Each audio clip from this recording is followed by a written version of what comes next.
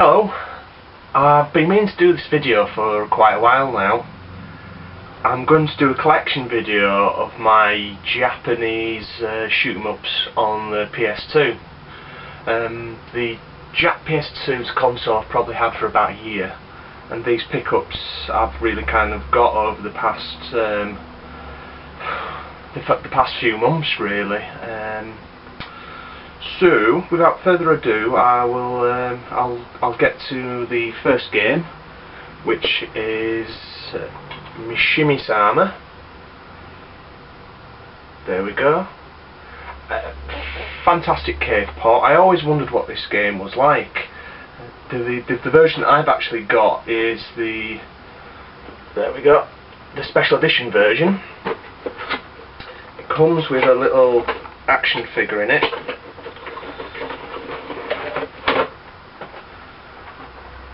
There. So yeah, this game was about, I've seen it was hovering around the kind of £80 mark a while ago, but I managed to pick this up for £50, which I was quite happy about. That was including postage and packaging.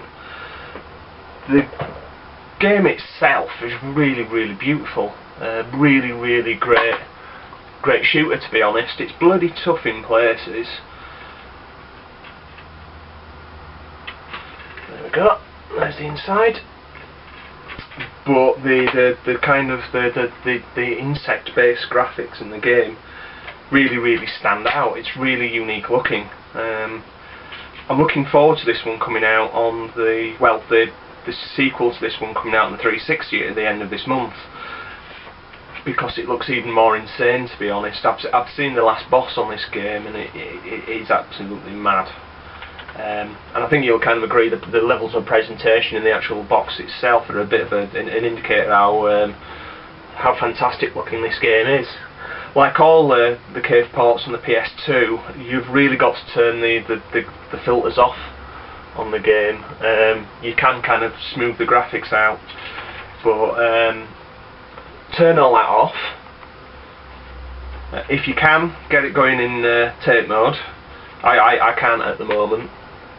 And get yourself some nice component leads, some HD leads, so you can play it in 540. I know this is complete and utter heresy for cave fans, but I think it looks great like that.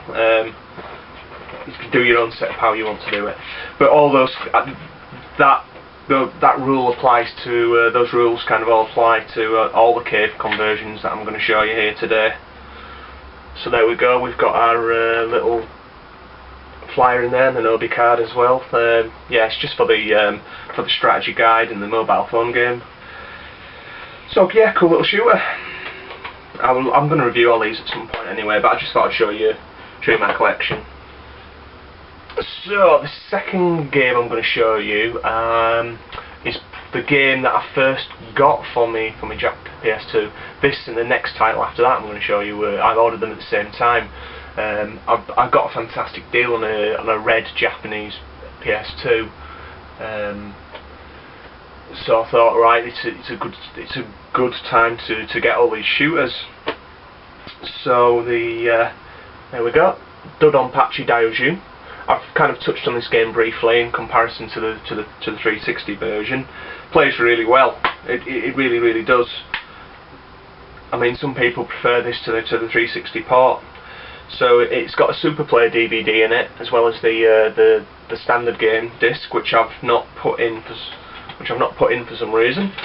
I think you can actually still pick this up from PlayAsia. It's not that expensive. There we go. OB card included. The instruction book folds out into a great big guide and a poster there as well.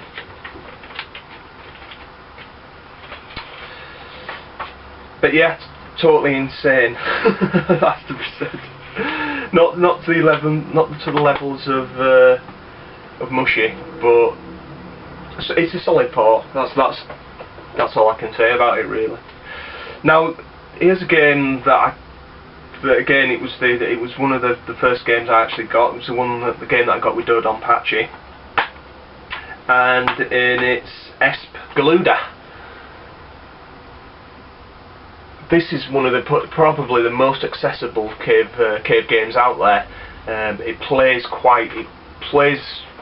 It's really accessible. I won't say it's easy because it's not easy later on, but it's got a slow down feature in it. So basically, you can press a button and you can cause all the enemies on screen to slow down. You can navigate through some of the trickier sections using that mechanic.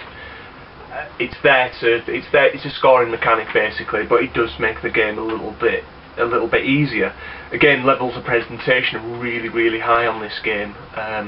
It looks gorgeous. There are kind of lots of kind of angels flying around, and some pretty bloody scenes in it at the beginning of the game. It's a really nice shooter, it has to be said. So again, it's kind of was pretty standard with these Jap releases. So it seems you've got a Super Play DVD there, as well as a standard game. Lovely full colour booklet. I bought this one new. It's another new one from Play Asia.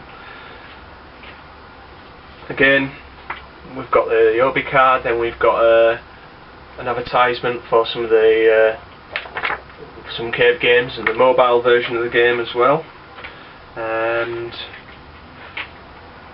of course a lovely full colour book as well, as is usual with these things. There we go.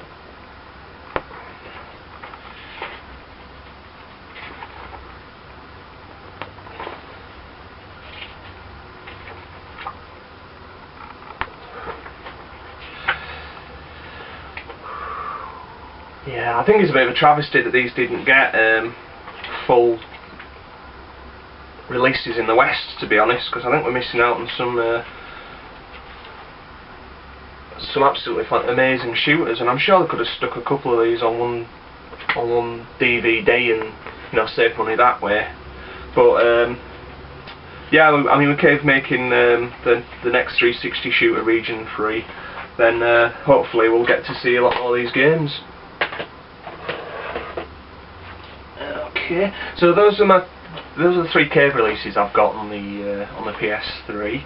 I've got another 2 Japanese shooters, and I've got another Japanese game. I thought I might as well show you the last game as a non-shooter game, just to show my whole Japanese collection from the PS2. I'm going to expand it at some point. I'll quite want Melty Blood, and there's a Glaring Emission as well from this collection, which I'll talk about a little bit later. So the next game I'm going to show you is Thunder Force 6. I think this got some really unfair criticism because I think it's a cracking game. It is really pretty, has to be said. One of the best looking PS2 shooters. The last boss causes a lot of contention. I think the last boss is a little bit out of the character of the Thunder Force series, but it's still an interesting boss battle at the end of the game. I've played it through on one of the lower difficulty levels. There's a lot to the game.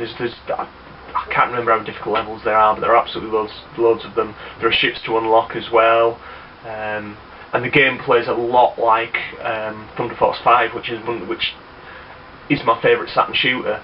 So I was really happy with this game, and the soundtrack, the rock soundtrack on it's really cool.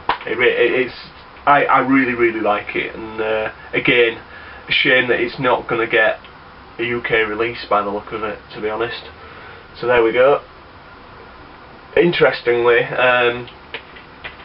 Sega have said that this is not the last shooter series they're going to resurrect.